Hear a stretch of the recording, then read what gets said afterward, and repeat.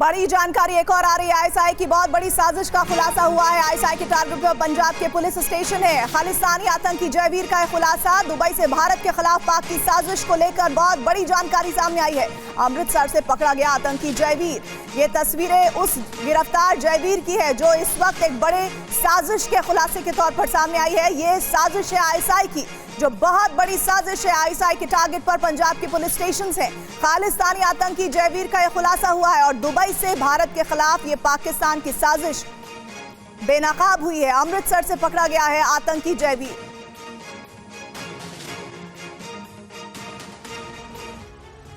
और इसे operation Dubai कहा गया है। आईएसआई की साजिश क्या थी, एक बार डिटेल में समझिए। खुलासा हुआ कि दुबई में बब्बर खालसा इंटरनेशनल का रिक्रूटमेंट सेंटर है, जहां पर आईएसआई का आतंकी रूट है। ये दुबई, जर्मनी, फिर आगे आप बढ़ेंगे हैंडलर, साहिल बाग आतंकी हैप्पी पेंसिल्वेनिया। देखिए, मैं आपको स्क्रीन पर जो दिखा रही हूं वो देखिए, दुबई और जर्मनी आईएसआई का आतंकी रूट समझिए। हैंडलर साहिल नाम जो अब आगे आप जुड़ता है, यूपी में आतंकियों की भर्ती की जिम्मेदारी इसके सर पर है। अब जर्मनी की बात करते हैं, यहाँ पर आतंकी हैप्पी पेंसिया है, जिस पर पंजाब, यूपी, राजस्थान, हरियाणा में आतंकियों की भर्ती का जिम्मा है। तो इस तरह से आईएसआई का आतंकी रूट तैयार। बड़ी बात क्या है, पाकिस्तान अब दूसरे देशों से आतंकी गैंग चलाता है, इस बात का खुलासा हुआ है। दूसरी बड़ी बात यह कि इंटरनेशनल फोरम पर अपनी छवि सुधारने की कोशिश जरूर पाकिस्तान कर रहा है, लेकिन जो खुलासा हुआ है वो एक बार फिर से उसकी इमेज को, उसकी छवि को मटियामेट करता है। जितेंद्र शर्मा इस वक्त हमारे साथ, हमारे सहयोगी जुड़ रहे हैं। जितेंद्र, इस वक्त ये आईएसआई को लेकर बहुत बड़ा खुलासा, इसमें और अपडेशन क्या है,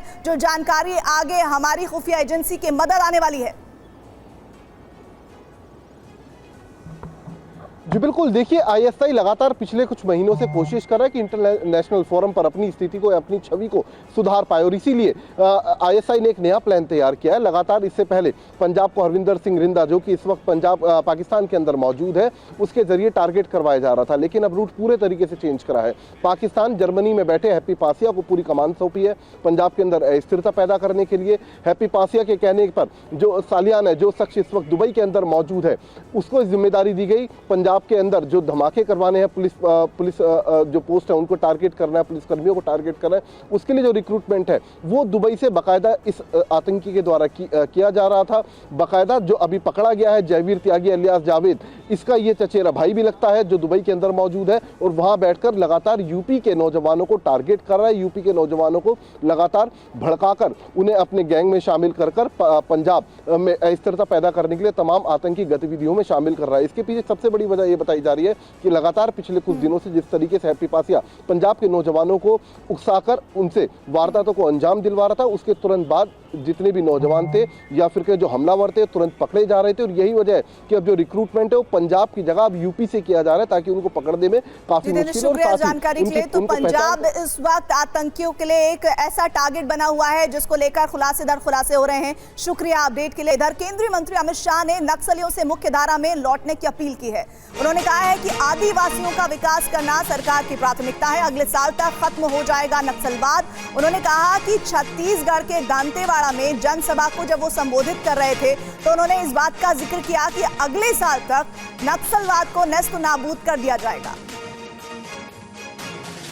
ये जमाना चला गया जब यहां पर गोलियां चलती थी, बम धमाके होते थे। मैं आज भी सभी जिनके हाथ में हथियार है वो और हथियार नहीं है वो, सभी नक्सली भाइयों को विनती करने आया हूं, आप हथियार डाल दीजिए, मेन स्ट्रीम में आइए, आप हमारे अपने हैं। कोई भी नक्सली मारा जाता है, किसी को आनंद नहीं होता है, मगर इस क्षेत्र को विकास चाहिए। हमारे देश के प्रधानमंत्री जो 50 साल से विकास नहीं हुआ, नरेंद्र मोदी जी ये 5 साल में बस्तर को सब कुछ देना चाहते हैं, सब कुछ देना चाहते हैं। परंतु ये कब हो सकता है? वो तभी हो सकता है जब बस्तर के अंदर शांति हो। और इधर वक्फ बिल पर तेजस्वी यादव का बड़ा बयान, वक्फ बिल को कूड़े में फेंक देना चाहिए। तेजस्वी यादव ने कहा कि हमारी सरकार बनते ही बिल कूड़ेदान में डाल दिया जाएगा। सरकार बनाकर के इस कानून को कूड़ेदान में फेंकना का भी हम लोगों ने प्रस्ताव जो है भेजा था कि नहीं भेजा था कि किसी भी कीमत पे हम लोग सीए एनआरसी को बिहार में लागू नहीं होने देंगे। सब लोगों ने पास करके भेजा था। ठीक। और जहां एक तरफ वक्फ बिल को लेकर सियासत गर्म है, वहीं बीजेपी के राष्ट्रीय प्रवक्ता और पूर्व मंत्री शाहनवाज हुसैन ने कहा कि वक्फ बिल को लेकर विपक्ष की ओर से मुसलमानों में भ्रम फैलाया जा रहा है। शाहनवाज ने कहा कि इस बिल को लेकर उन्हें सोशल मीडिया पर धमकी भी दी जा रही है। शाहनवाज हुसैन समस्तीपुर में एक कार्यक्रम में पहुंचे थे। इस दौरान मीडिया से बात करते हुए उन्होंने कहा कि वक्फ बिल का समर्थन करने पर उन्हें सोशल मीडिया पर धमकी दी जा रही है। ये अच्छा बिल है। मुस्लिम भाइयों को हम तो कहने ही आए हैं कि आपको अगर इसके बारे में जो भ्रम पैदा किया जा रहा है दुर्भाग्यपूर्ण है, और मुझे नहीं कहना चाहिए लेकिन मैं कह रहा हूँ कि ढेर सारी धमकियाँ मेरे फेसबुक पे, ट्विटर पे मुझे भी दी जा रही है। मैं उनकी धमकी से डरने वाला नहीं हूँ और उनकी गालियों से मुझे पर कोई असर होता नहीं है। सच्ची बात करना है, सच्ची बात। शाहनवाज हुसैन ने कहा कि वक्फ बिल पर विपक्ष राजनीति कर रहा है। बिहार विधानसभा चुनाव में नीतीश कुमार के नेतृत्व में एनडीए को 200 से ज्यादा सीट मिलेगी, इसमें कोई शंका नहीं है। अगली खबर दिल्ली से है। दिल्ली में आयुष्मान भारत योजना लागू हो गई है और इसके तहत दिल्ली के लोगों के लिए हेल्थ बीमा कवरेज बढ़कर 10 लाख रुपए हो गया है। आयुष्मान योजना के लिए 10 अप्रैल से रजिस्ट्रेशन शुरू होगा। दिल्ली के लोगों के लिए हेल्थ बीमा कवरेज बढ़कर 10 लाख रुपए हो गया है। इसमें से 7 लाख रुपए दिल्ली सरकार वहन करेगी। आयुष्मान भारत योजना लागू करने के लिए आज भारत सरकार की नेशनल हेल्थ अथॉरिटी और दिल्ली सरकार की स्टेट हेल्थ अथॉरिटी के बीच एक औपचारिक समझौता हुआ। इस मौके पर केंद्रीय स्वास्थ्य मंत्री जेपी नड्डा, केंद्रीय स्वास्थ्य राज्य मंत्री अनुप्रिया पटेल, दिल्ली के मुख्यमंत्री रेखा गुप्ता समेत कई लोग मौजूद रहे। करोड़ों लोग इससे लाभान्वित हो चुके हैं, लेकिन दिल्ली में एक ऐसी सरकार थी जिसे गरीबों की, जरूरतमंदों की पीड़ा का ख्याल नहीं था। उन्होंने राजनीतिक कारणों से इस योजना को दिल्ली में लागू नहीं होने दिया। 1961 तरह की बीमारियां या ऐसी व्याधियां इसमें कवर होगी जो कि लोग अपना इलाज करा सकेंगे, और इसी कैटेगरी में 30,957 अस्पताल सूचीबद्ध किए गए हैं देश भर के। रामनवमी के अवसर पर प्रधानमंत्री नरेंद्र मोदी रामेश्वरम में न्यू पंबन रेल ब्रिज का उद्घाटन करेंगे और इस ब्रिज को 550 करोड़ रुपए से ज्यादा की लागत से बनाया गया। इस पुल की कई खूबियां हैं, इस रिपोर्ट में ये जानिए। भारत का पहला वर्टिकल लिफ्ट समुद्री पुल यानी नया पंबन रेल पुल अपने आप में काफी खास है।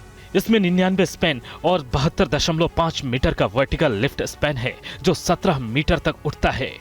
इस खासियत की वजह से जहाजों की सुचारू रूप से आवाजाही भी हो सकेगी और ट्रेन की भी। पीएम मोदी कल रोड ब्रिज से एक ट्रेन और एक जहाज को हरी झंडी दिखाएंगे और पुल के संचालन को देखेंगे। उद्घाटन के बाद पीएम नरेंद्र मोदी रामेश्वरम में रामनाथ स्वामी मंदिर में दर्शन और पूजा करेंगे।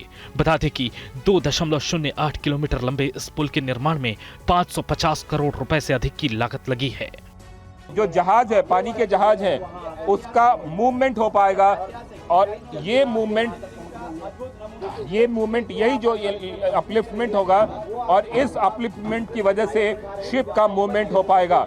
महज 5 मिनट में शिप एक तरफ से दूसरी तरफ हो पाएगा। और ये जो तस्वीर TV9 भारतवर्ष आपको दिखा रहा है, ये तस्वीर बिल्कुल ही अनूठी एक्सक्लूसिव तस्वीर TV9 भारतवर्ष पे आप देख रहे हैं, जिस तस्वीर के माध्यम से आप समझ सकते हैं कि किस तरीके से ये पंबन ब्रिज का वो हिस्सा जो कि एक तरीके से दूसरी तरफ जो है बाकायदा अपलिफ्ट करके इसको उठाया जा सकता है। अयोध्या में रामनवमी की तैयारियां जोर शोर से जारी हैं। कल रामलला का सूर्य तिलक किया जाएगा, उससे पहले आज सूर्य तिलक का ट्रायल किया गया। रामनवमी के मौके पर प्रभु श्री राम का सूर्य तिलक किया जाएगा, जिसके लिए देश के कई बड़े वैज्ञानिक अयोध्या पहुंच चुके हैं और उन्होंने आज राम मंदिर में सूर्य तिलक का ट्रायल किया। इस दौरान भगवान राम लला का 90 सेकंड तक भगवान भानु भास्कर ने अपनी किरणों से तिलक किया। कल यानी रामनवमी के दिन दोपहर 12 बजे लगभग 4 मिनट तक भगवान के मस्तक पर सूर्य की किरण तिलक करेगी, जिसके लिए तैयारी पूरी कर ली गई है। रामनवमी को लेकर अयोध्या में इस बार भव्य तैयारी की गई है। भगवान श्री राम के जन्मोत्सव के लिए अयोध्या पूरी तरह से सज धज कर तैयार है। रामलला के सूर्य तिलक के पल का साक्षी बनने के लिए बड़ी संख्या में श्रद्धालु राम मंदिर पहुंच रहे हैं और इसे देखते हुए व्यवस्था दुरुस्त है। ऐसा लग रहा है कि अयोध्या में बिल्कुल पलक पावड़े बिछाकर तमाम राम भक्तों का स्वागत करने के लिए आतुर है। और ये तमाम राम भक्त देखिए दुनिया के कोने कोने से आए। कहाँ से आए आप लोग? कैसा लग रहा है अयोध्या के? सर बहुत कर्नाटक से बिल्कुल दक्षिण से उत्तर आए। हाँ सर, कैसा लग रहा है? अच्छा लग रहा है। अच्छा आनंद आ रहा है। इंतजाम कैसे है ये बोले सर? दुनिया की सबसे छोटी एम्बुलेंस जल्द ही सड़कों पर दौड़ने वाली है। इस एम्बुलेंस की कई खूबियां हैं। देखिए हमारे संवाददाता रजनीश रंजन की रिपोर्ट। स्टार्टअप की दुनिया के कई अनोखे और इनोवेटिव स्टार्टअप्स का महाकुंभ दिल्ली में लग चुका है और इस वक्त हम आपको दिखा रहे हैं दुनिया के सबसे छोटे एम्बुलेंस, दुनिया की पहली इलेक्ट्रिक एम्बुलेंस और दुनिया की पहली सोलर इलेक्ट्रिक एम्बुलेंस को। ये बताया जा रहा है कि लंबाई में ये टाटा नैनो से भी छोटी है और छोटा एम्बुलेंस बनाने का फ़ायदा ये है कि किसी भी ऐसी जगह पे एम्बुलेंस को लेकर जाया जा सकता है जहां पर जगह कम हो, जहां गलियां संकरी हो और जहां मरीज को अस्पताल पहुंचाना ज़्यादा ज़रूरी हो। 6 महीने तक हमने रिसर्च की, इसको पूरा एक एक चीज़ ऐसी डिज़ाइन की कि इस कॉम्पैक्ट स्पेस में हमारा आ जाए और इसकी लंबाई सिर्फ 2.95 मीटर है। आपको आइडिया के लिए बता दूं, टाटा नैनो की लंबाई 3.2 मीटर है, उससे ये छोटी है, उससे भी 7-8 इंच छोटी है ये गाड़ी। जब चौड़ाई में कितना है? चौड़ाई में इसकी 1.5 मीटर है इसकी line. Nano nano almost same है।